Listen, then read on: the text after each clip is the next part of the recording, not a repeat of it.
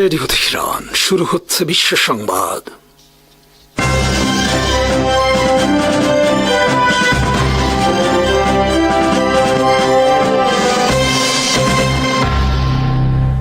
শুরুতেই সংবাদ শিরোনাম। আসসালামু আলাইকুম।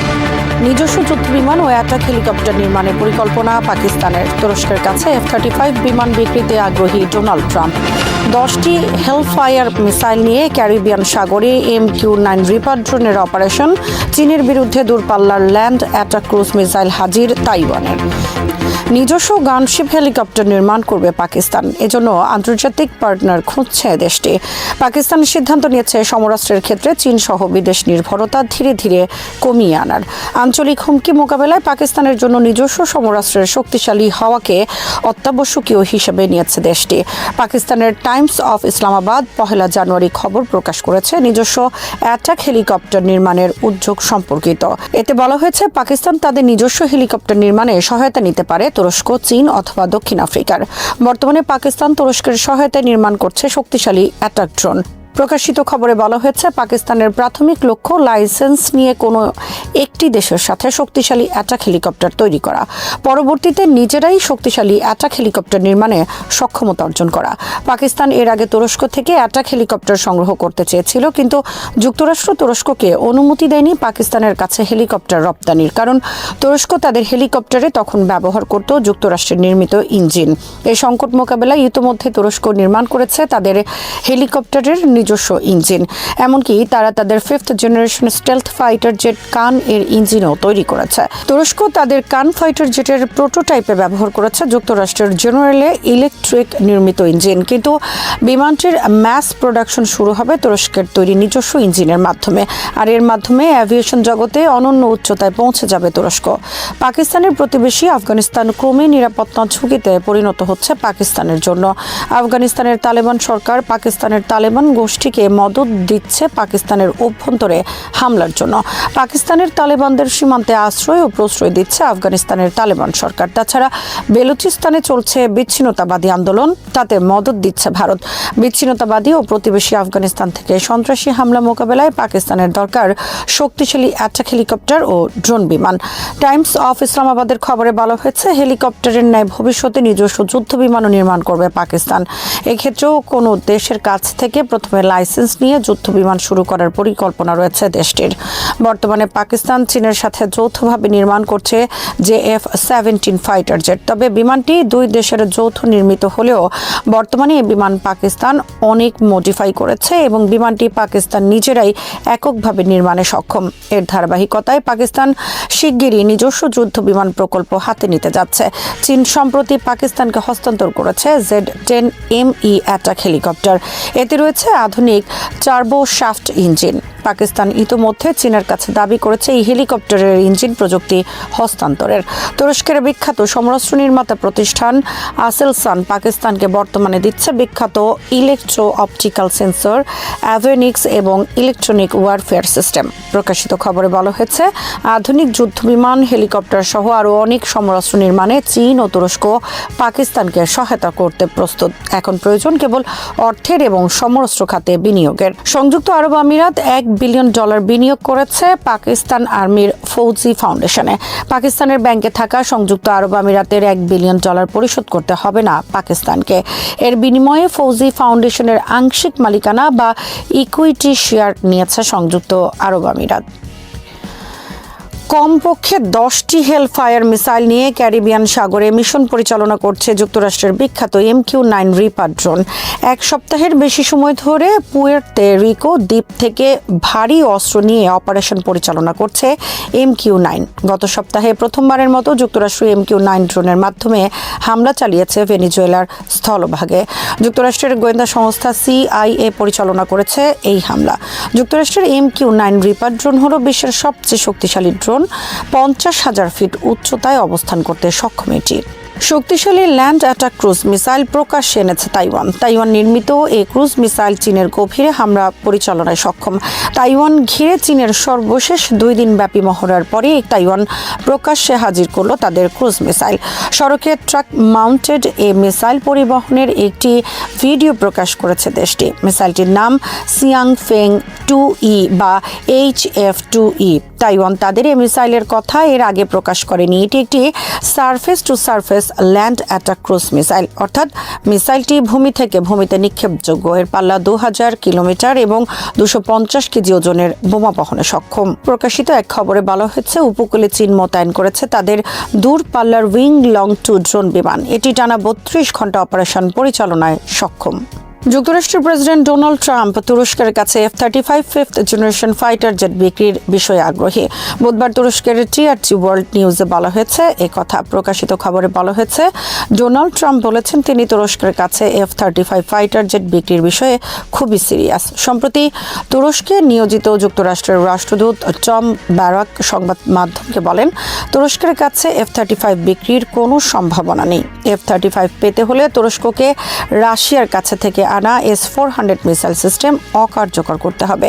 তুরস্ক যুক্তরাষ্ট্রের কাছ থেকে 101টি F-35 ফাইটার জেট কেনার চুক্তি করেছিল, কিন্তু 2019 সালে তুরস্ক রাশিয়ার কাছ থেকে S-400 মিসাইল সিস্টেম কেনার কারণে যুক্তরাষ্ট্র তুরস্কের কাছে F-35 বিমান বিক্রি নিষিদ্ধ করে এবং তুরস্কের বিরুদ্ধে অস্ত্র নিষেধাজ্ঞা আরোপ করে। যুক্তরাষ্ট্র তুরস্ককে 2018 সালে 2টি F-35 বিমান ডেলিভারি করেছিল।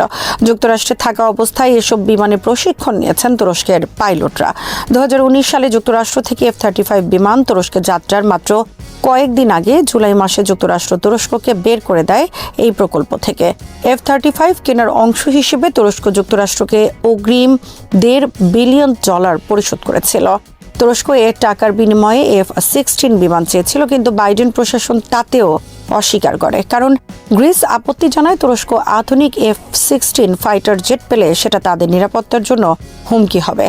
অপরদিকে ইসরায়েলও দীর্ঘদিন ধরে যুক্তরাষ্ট্রে লবিং করে তুরস্ক যেন F-35 বিমান না পায়, কারণ এটাকে ইসরায়েল তার জন্য হুমকি মনে করে।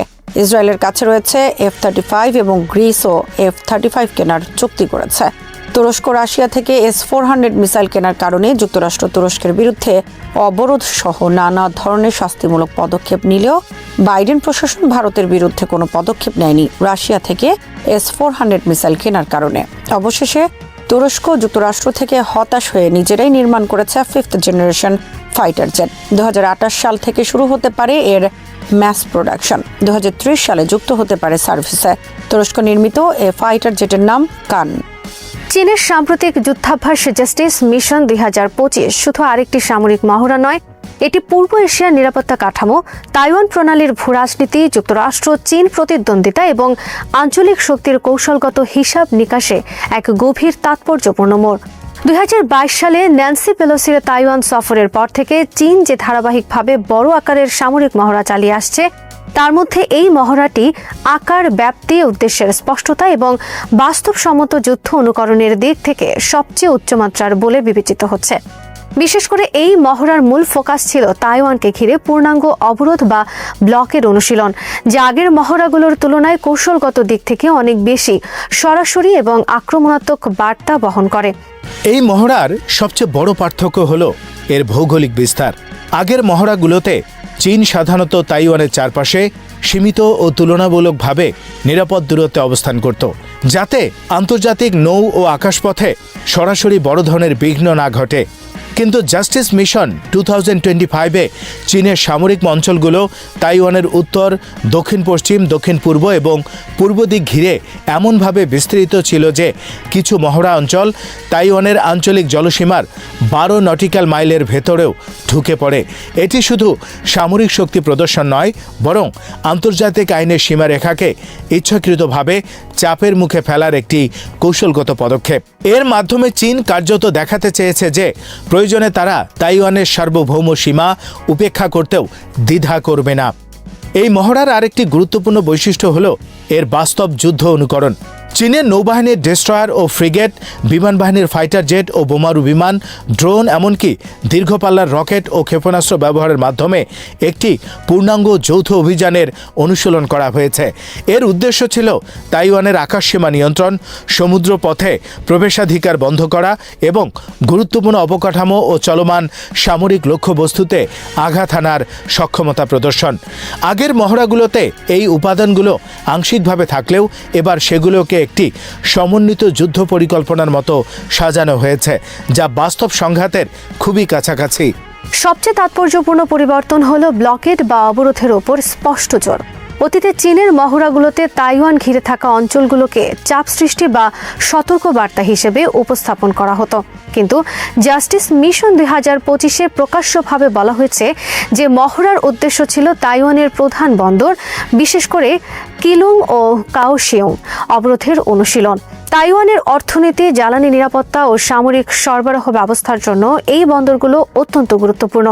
তাই একটি কার্যকর নৌ অবরোধ মানে শুধু সামরিক চাপ নয়, বরং অর্থনৈতিক ও সামাজিক অচলাবস্থা সৃষ্টি করার সক্ষমতা।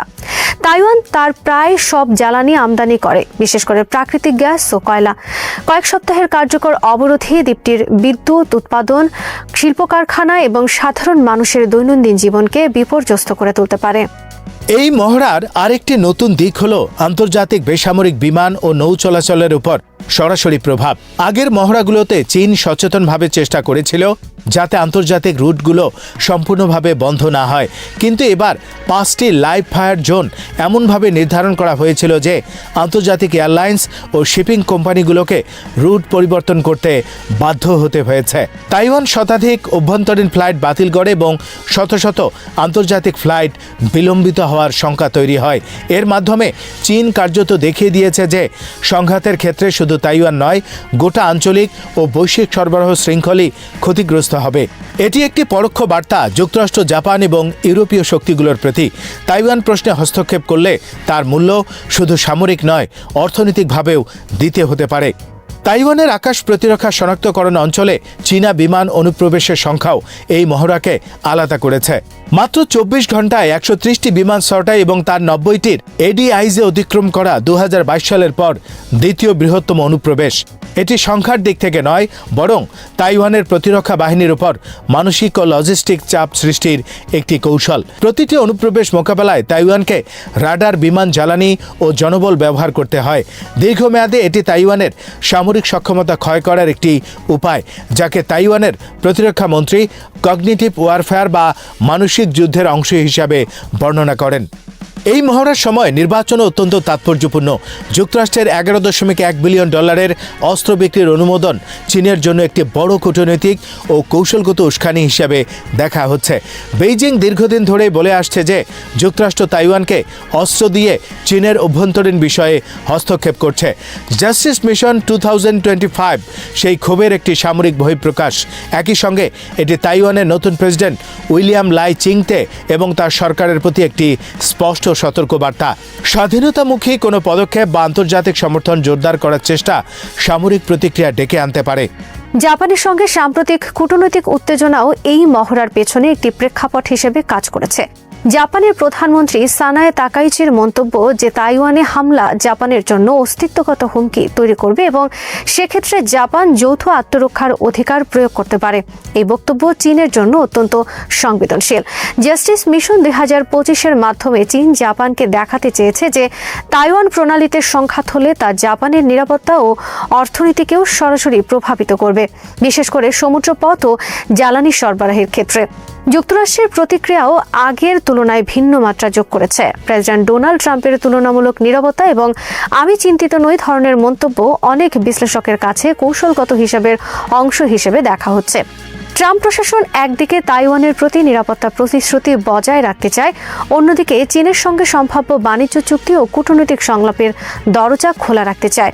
এই নীরবতা চীনের জন্য এক ধরনের সুযোগও তৈরি করে, যেখানে তারা সামরিক চাপ বাড়ালেও তাৎক্ষণিক কঠোর মার্কিন প্রতিক্রিয়া না পাওয়ার সম্ভাবনা থাকে। এই সব কিছুর সমষ্টিতে জাস্টিস মিশন 2025 আগের মহড়াগুলোর তুলনায় অনেক বেশি বাস্তব যুদ্ধের রিহার্সেল বলে মনে হচ্ছে। এটি কেবল শক্তি প্রদর্শন নয়, বরং একটি সম্ভাব্য ভবিষ্যৎ সংঘাতের কৌশলগত নকশা। চীন দেখাতে চেয়েছে যে তারা সরাসরি পূর্ণমাত্রার আক্রমণ ছাড়াই কিভাবে তাইওয়ানকে কার্যত বিচ্ছিন্ন করে ফেলতে পারে, সমুদ্র, আকাশ ও সাইবার স্পেসে আধিপত্য প্রতিষ্ঠার মাধ্যমে। এই ধরনের ব্লকেড কৌশল আন্তর্জাতিক সম্প্রদায়ের জন্য একটি বড় চ্যালেঞ্জ, কারণ এটি সরাসরি যুদ্ধ ঘোষণা ছাড়াই একটি দেশকে চরম সংকটে ফেলে দিতে পারে। তাইওয়ানের প্রতিক্রিয়া এখন পর্যন্ত সংযত ছিল, কিন্তু দৃঢ়। সামরিকভাবে তারা সতর্ক নজরদারি ও প্রস্তুতি বজায় রেখেছে। কূটনৈতিকভাবে তারা আন্তর্জাতিক সম্প্রদায়ের দৃষ্টি আকর্ষণের চেষ্টা করেছে। তবে বাস্তবতা হলো, এই ধরনের মহড়া যত ঘন ঘন হবে, তাইওয়ানের নিরাপত্তা পরিবেশ তত বেশি অনিশ্চিত হয়ে উঠবে। একই সঙ্গে আঞ্চলিক দেশগুলো জাপান, ফিলিপাইন, দক্ষিণ কোরিয়া নিজেদের কৌশল পুনর্বিবেচনা করতে বাধ্য হবে, কারণ তাইওয়ান প্রণালীর সংঘাত তাদের অর্থনীতি ও নিরাপত্তার সঙ্গে সরাসরি জড়িত। সব মিলিয়ে চীনের নতুন যুদ্ধাভ্যাস আগের মহড়াগুলোর তুলনায় শুধু বড় বা শক্তিশালী নয়, বরং কৌশলগতভাবে অনেক বেশি স্পষ্ট ও লক্ষ্যভিত্তিক। এটি তাইওয়ান, যুক্তরাষ্ট্র এবং আঞ্চলিক মিত্রদের জন্য একটি পরিষ্কার বার্তা। চীন এখন শুধু সম্ভাব্য যুদ্ধের হুমকি দিচ্ছে না, বরং সেই যুদ্ধ কিভাবে পরিচালিত হতে পারে তার বাস্তব অনুশীলনও করে দেখাচ্ছে। এই বাস্তবতা আগামী দিনগুলোতে তাইওয়ান প্রণালীকে আরও বেশি উত্তপ্ত ও অনিশ্চিত করে তুলবে, যেখানে একটি ভুল হিসাব বা ছোট উস্কানিও বড় সংঘাতে রূপ নিতে পারে। গাজায় বাস্তুচ্যুত ফিলিস্তিনিরা সতর্ক করে বলেছেন, ইসরায়েলের নতুন করে আন্তর্জাতিক এনজিওগুলোর উপর নিষেধাজ্ঞা আরোপ হলে তাদের জীবন সম্পূর্ণভাবে ধ্বংস হয়ে যাবে এবং মানবিক পরিস্থিতি ভয়াবহ বিপর্যয়ের দিকে যাবে। ধ্বংসস্তূপে পরিণত গাজা উপত্যকায় জীবন রক্ষাকারী সহায়তা ও সেবা প্রদানকারী বহু আন্তর্জাতিক সংস্থার বিরুদ্ধে ইসরায়েলের আসন্ন নিষেধাজ্ঞা নিয়ে উদ্বেগ ক্রমেই বাড়ছে। খান ইউনিসের বাসিন্দা সিরাজ আল মাসরি বুধবার আল জাজিরাকে বলেন, অবরুদ্ধ গাজার মানুষের জন্য এসব সহায়তা সংস্থার কোনো বিকল্প নেই। তার কথায়, আমরা কোথায় যাব? আমাদের কোনো আয় নেই, কোনো টাকা নেই। এখন হাতে গোনা কয়েকটি চিকিৎসা কেন্দ্র মাত্র চালু আছে। এতে আহত ও রোগীদের জন্য পরিস্থিতি অত্যন্ত কঠিন হয়ে উঠেছে। সাধারণ মানুষও চিকিৎসা নিতে গিয়ে ভয়াবহ দুর্ভোগের মুখে পড়বে। ইসরায়েল 37টি আন্তর্জাতিক এনজিও লাইসেন্স বাতিল করতে যাচ্ছে, যার মধ্যে রয়েছে doctors without borders, Norwegian refugee council, care international এবং ইন্টারন্যাশনাল রেস্কিউ কমিটি। ইসরায়েলের দাবি, নতুন বিধিমালার আওতায় এসব সংস্থাকে তাদের কর্মী ও কার্যক্রম সম্পর্কে বিস্তারিত তথ্য দিতে হবে। একই সঙ্গে তারা এসব সংস্থার বিরুদ্ধে হামাসের সঙ্গে সম্পৃক্ততার অভিযোগ তুলেছে, যদিও এর পক্ষে কোনো প্রমাণ উপস্থাপন করা হয়নি। গাজার আরেক বাসিন্দা রামজি আবু আল নীল বলেন, মানবিক সংস্থাগুলো থাকা সত্ত্বেও পরিস্থিতি ইতিমধ্যে করুন। যদি তাদের উপস্থিতি ও সহায়তা বন্ধ হয়ে যায়, তাহলে আল্লাহই জানেন কি হবে। বহু শিশু মারা যাবে, অসংখ্য জীবন ধ্বংস হবে, আর অনেক পরিবার এই সিদ্ধান্তে সর্বস্ব হারাবে। মঙ্গলবার কানাডা, ফ্রান্স, জাপান ও যুক্তরাজ্যের 10টি দেশের পররাষ্ট্রমন্ত্রী এক যৌথ বিবৃতিতে ইসরায়েলকে আহ্বান জানান, যাতে আন্তর্জাতিক এনজিওগুলো গাজায় টেকসই ও পূর্ব অনুমানযোগ্যভাবে কাজ করতে পারে। যদিও একটি যুদ্ধবিরতি রয়েছে, তবু ইসরায়েল গাজায় ফিলিস্তিনিদের হত্যা অব্যাহত রেখেছে এবং ত্রাণ ও নিত্য প্রয়োজনীয় পণ্যের প্রবেশে কঠোর বিধিনিষেধ আরোপ করেছে, যার মধ্যে অস্থায়ী বাসস্থানের উপকরণও রয়েছে। গাজার অধিকাংশ এলাকা ধ্বংস হয়ে যাওয়ায় 1 মিলিয়নেরও বেশি মানুষ শীতের তীব্র আবহাওয়ার মধ্যে অস্থায়ী তাঁবুতে বসবাস করতে বাধ্য হচ্ছে। অর্থনৈতিক কর্মকাণ্ড সম্পূর্ণ ভেঙে পড়ায় গাজার জনগণ প্রায় পুরোপুরি আন্তর্জাতিক সহায়তার উপর নির্ভরশীল। খান ইউনিসের বাস্তুচ্যুত বাসিন্দা আবদুল্লাহ আল হাওয়াজরি বলেন, অধিকাংশ মানুষ সম্পূর্ণভাবে আন্তর্জাতিক সংস্থাগুলোর সহায়তার উপর নির্ভর করে বেঁচে আছে। ফিলিস্তিনি শরণার্থীদের জন্য জাতিসংঘের সংস্থা UNRWA ইসরায়েলের এই সিদ্ধান্তের নিন্দা জানিয়ে বলেছে, এটি গাজায় চলমান মানবিক কার্যক্রমকে আরও বিপন্ন করছে। সংস্থাটির প্রধান ফিলিপ লারেজানি বলেছেন, এই সিদ্ধান্ত একটি বিপজ্জনক দৃষ্টান্ত তৈরি করেছে এবং মানবতার সহায়তার নিরপেক্ষ, স্বাধীনতা ও মানবিকতার মৌলিক নীতিগুলোকে দুর্বল করছে। সিরিয়ার উত্তরাঞ্চলীয় শহর আলেপ্পোতে একটি পুলিশ টহল দলকে লক্ষ্য করে চালানো আত্মঘাতী বোমা হামলায় জেনারেল সিকিউরিটি বাহিনীর এক সদস্য নিহত এবং আরও 3 জন নিরাপত্তা কর্মকর্তা আহত হয়েছেন বলে বুধবার সন্ধ্যায় রাষ্ট্রীয় গণমাধ্যম জানিয়েছে। দেশটিতে অস্থিরতা সৃষ্টির যে কোনো চেষ্টার বিরুদ্ধে কড়া সতর্কবার্তাও দিয়েছে কর্তৃপক্ষ। জেনারেল সিকিউরিটি বাহিনীর ঘনিষ্ঠ সূত্রগুলো জার্মান সংবাদ সংস্থা ডিপিএ-কে জানিয়েছে, আলেপ্পোর কেন্দ্রীয় বাব আল ফারাজ এলাকায় ওই হামলার ঘটনা ঘটে। সূত্র অনুযায়ী বাব আল ফারাজ স্কোয়ারে দায়িত্বে থাকা একটি নিরাপত্তা টহল দল এক ব্যক্তির আচরণে সন্দেহ হলে তাকে তল্লাশি করতে এগিয়ে যায়। তল্লাশির সময় ওই ব্যক্তি তার শরীরে বাঁধা বিস্ফোরক বেল্ট ডিটোনেটেড করলে সঙ্গে সঙ্গে বিস্ফোরণ ঘটে। এতে ঘটনাস্থলেই জেনারেল সিকিউরিটি বাহিনীর সদস্য মোহাম্মদ মাসাত নিহত হন।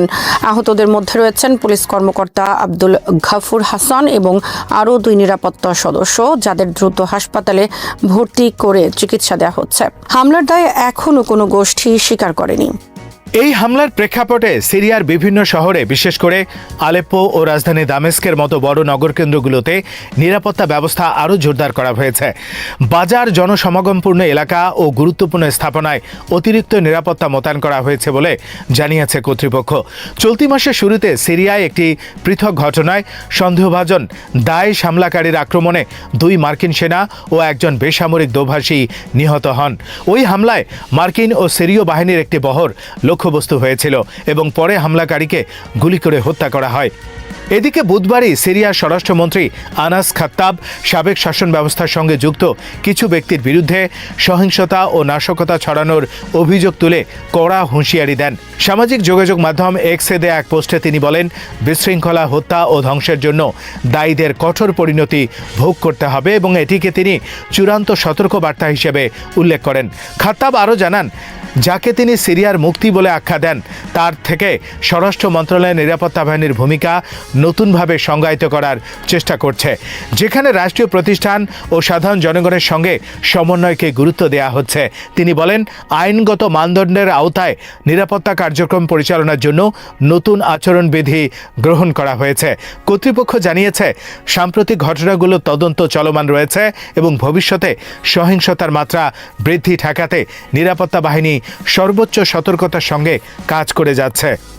ইরাক বুধবার ঘোষণা করেছে যে দেশটি আগামী সপ্তাহে দায়েশ সন্ত্রাসীদের বিরুদ্ধে লড়াইরত যুক্তরাষ্ট্র নেতৃত্বাধীন জোটের কাছ থেকে একটি গুরুত্বপূর্ণ সামরিক ঘাঁটির পূর্ণ নিয়ন্ত্রণ গ্রহণ করবে, যে বিষয়টি দীর্ঘদিন ধরে ইরাকের অভ্যন্তরীণ রাজনীতিতে তীব্র উত্তেজনার সৃষ্টি করে আসছিল। ইরাকের জয়েন্ট অপারেশনস কমান্ডের উপপ্রধান লেফটেন্যান্ট জেনারেল কায়েস আল মোহাম্মদাউই জানান, পশ্চিম ইরাকে অবস্থিত আইন আল আসাদ সামরিক ঘাঁটির দায়িত্ব আগামী সপ্তাহে ইরাকি নিরাপত্তা বাহিনীর কাছে হস্তান্তর করা হবে এবং দায়েশ বিরোধী জোটের সঙ্গে সংশ্লিষ্ট কয়েকটি দেশের, বিশেষ করে যুক্তরাষ্ট্র, ফ্রান্স ও ব্রিটেনের সঙ্গে বাগদাদের দ্বিপাক্ষিক চুক্তি সই হবে। বাগদাদে এক সংবাদ সম্মেলনে তিনি বলেন, আইন আল আসাদ ঘাঁটিতে আগামী সপ্তাহে সম্পূর্ণভাবে জোট বাহিনীর প্রত্যাহার সম্পন্ন হবে এবং এটি আমাদের ইরাকি বাহিনীর কাছে হস্তান্তর করা হবে। তিনি আরও বলেন, এটি ইরাকি সক্ষমতা, ইরাকের সার্বভৌমত্ব এবং যুক্তরাষ্ট্র সহ জোটের অন্যান্য দেশের সঙ্গে পারস্পরিক বোঝাপড়ার একটি গুরুত্বপূর্ণ অর্জন, যার মাধ্যমে মিশনকে দ্বিপাক্ষিক স্মারকে রূপান্তর করা হবে, যেখানে দক্ষ ও তথ্য বিনিময় এবং প্রশিক্ষণের বিষয়টি অন্তর্ভুক্ত থাকবে। তবে তিনি এসব চুক্তির বিস্তারিত ব্যাখ্যা দেননি। একই দিনে সৌদি মালিকানাধীন আল হাদাদ টেলিভিশন অজ্ঞাত সূত্রের বরাতে জানায়, মার্কিন বাহিনী প্রত্যাহারের পর ইরাক যুক্তরাষ্ট্রের সঙ্গে নিরাপত্তা চুক্তি স্বাক্ষরের বিষয়টি বিবেচনা করছে, বিশেষ করে বাহিনীগুলোকে ইরাকের আধা স্বায়ত্তশাসিত উত্তরাঞ্চল কুর্দিস্তান আঞ্চলিক সরকারের নিয়ন্ত্রিত এলাকায় স্থানান্তরের প্রেক্ষাপটে। গত কয়েক মাসে ইরানের মিত্র হিসেবে পরিচিত ইরাকি সশস্ত্র গোষ্ঠীগুলো দেশ থেকে মার্কিন সেনা প্রত্যাহারের দাবি জোরালোভাবে জানিয়ে আসছে। আল আনবার প্রদেশে অবস্থিত আইন আল আসাদ ঘাঁটি ইরানের ঘনিষ্ঠ এসব গোষ্ঠীর একাধিক হামলার লক্ষ্যবস্তু হয়েছে। বর্তমানে যুক্তরাষ্ট্র সেনারা এখনও বাগদাদ বিমানবন্দরের কাছাকাছি এবং কেআরজি অঞ্চলের ইরবিল বিমান ঘাঁটিতে অবস্থান করছে। পাশাপাশি যুক্তরাষ্ট্র প্রতিবেশী সিরিয়া ও জর্ডানেও সামরিক উপস্থিতি বজায় রেখেছে। 2014 সালে দায়েশ উত্তর ইরাক ও সিরিয়ার বিস্তীর্ণ অঞ্চল দখল করার পর তাদের মোকাবেলায় যুক্তরাষ্ট্র নেতৃত্বাধীন জোট গঠিত হয়। ইরাক 2017 সালের ডিসেম্বরে দায়েশের বিরুদ্ধে বিজয় ঘোষণা করে এবং পরে দেশের স্থিতিশীলতার স্বার্থে যুক্তরাষ্ট্র নেতৃত্বাধীন জোটের বিতর্কিত উপস্থিতির অবসান দাবি করে।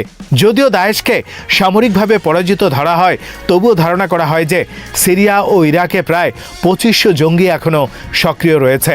এর আগে ইরাক ও যুক্তরাষ্ট্র একমত হয়েছিল যে যুক্তরাষ্ট্র নেতৃত্বাধীন জোট বাহিনীকে ধীরে ধীরে যুদ্ধবিহীন ভূমিকায় স্থানান্তর করা হবে। যুক্তরাষ্ট্রের সামরিক বাহিনী ক্যারিবীয় অঞ্চলে জাহাজ লক্ষ্য করে নতুন করে হামলা চালিয়েছে। এতে অন্তত 5 জন নিহত হয়েছেন বলে জানিয়েছে ইউএস সাউদার্ন কমান্ড। তাদের দাবি, এই হামলায় যে 2টি নৌযান ধ্বংস করা হয়েছে সেগুলো মাদক কার্টেলের সদস্যদের ব্যবহৃত ছিল।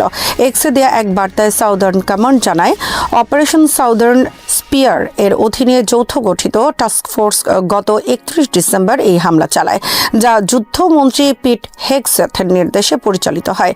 মার্কিন সামরিক গোয়েন্দা তথ্যের ভিত্তিতে দাবি করা হয়, নৌযান দুটি পরিচিত মাদক পাচার রুট ধরে চলাচল করছিল এবং সক্রিয়ভাবে মাদক চোরাচালানে জড়িত ছিল।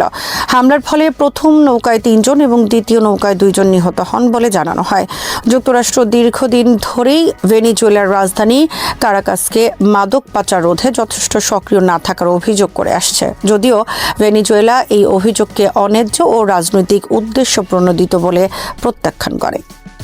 নিউ ইয়র্ক টাইমস গত আগস্টে এক প্রতিবেদনে জানায়, মার্কিন প্রেসিডেন্ট ডোনাল্ড ট্রাম্প একটি গোপন নির্দেশনায় স্বাক্ষর করেছেন, যার মাধ্যমে ল্যাটিন আমেরিকার মাদক কার্টেলগুলোর বিরুদ্ধে সামরিক শক্তি ব্যবহারের সূচনা করা হয়।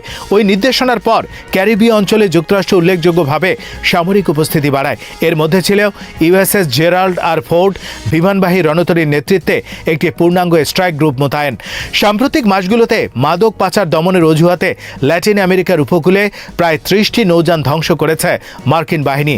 এসব অভিযানে এখন পর্যন্ত শতাধিক মানুষ নিহত হয়েছেন বলে বিভিন্ন প্রতিবেদনে দাবি করা হয়েছে। তবে এই অভিযানগুলো নিয়ে বিতর্ক ক্রমেই বাড়ছে। একটি হামলার পর কলম্বিয়ার প্রেসিডেন্ট গুস্তাভো পেত্রো প্রকাশ্যে অভিযোগ করেন, মার্কিন অভিযানে তার দেশের নিরীহ জেলে নিহত হয়েছেন, যিনি কোনোভাবেই মাদক পাচারের সঙ্গে যুক্ত ছিলেন না। সমালোচকদের মতে যুক্তরাষ্ট্র এই সামরিক পদক্ষেপ আঞ্চলিক সার্বভৌমত্ব লঙ্ঘন করেছে এবং মাদক সমস্যার মূল সামাজিক ও অর্থনৈতিক কারণগুলো সমাধানের বদলে সহিংসতা বাড়াচ্ছে।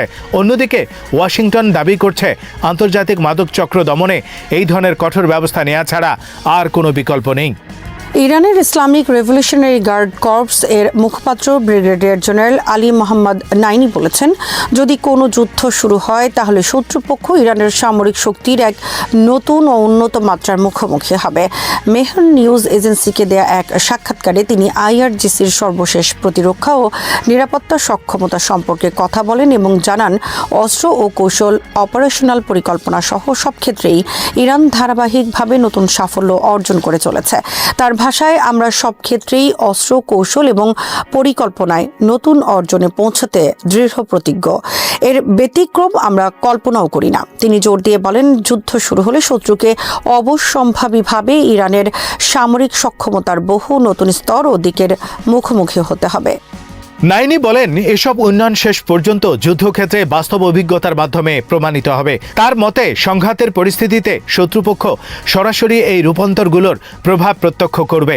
তিনি ইঙ্গিত দেন যে ইরানের সামরিক শক্তির বিবর্তন কেবল ঘোষণায় সীমাবদ্ধ নয়, বরং বাস্তব প্রয়োগের মাধ্যমে এর কার্যকারিতা প্রকাশ পাবে। আইআরজিসির মুখপাত্রের বক্তব্যে স্পষ্টভাবে উঠে এসেছে যে ইরান প্রতিরক্ষা প্রস্তুতি ও সক্ষমতা বৃদ্ধিকে একটি চলমান ও অগ্রাধিকারমূলক প্রক্রিয়া হিসেবে দেখছে।